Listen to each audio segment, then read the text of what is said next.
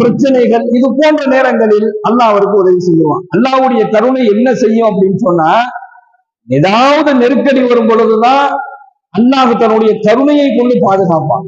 ஏதாவது கடுமையான நோய் நொடி வியாதி விபத்துகள் ஆபத்துகள் மாதிரி ஒரு பெரிய பிரச்சனை மாட்டிக்கும் போதுதான் அல்லாஹ்வுடைய கருணை இருந்துச்சு அப்படின்னு சொன்னா அல்லாஹ் பாதுகாத்துருவான். அதனாலதான் அல்லாஹ்வுடைய கருணையே மிக உயர்ந்தது என்பதாக ஸல்லல்லாஹு அலைஹி வஸல்லம் சொல்லி காண்பிக்கின்றார்கள். அதே போன்று ஒரு தவறான வழிக்கு ஒருத்தரை போய் அழைப்பு கொடுக்கிறார்.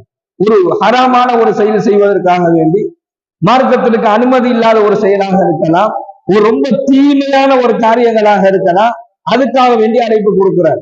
அழைப்பு கொடுப்பவர் அவருடைய அழைப்பை ஏற்று பின்தொடரக்கூடியவர். இந்த ரெண்டு பேருக்குமே சமமான பாவங்கள் செய்த ஒரு குற்றவாளியாக இவங்க ஆகிறாங்க.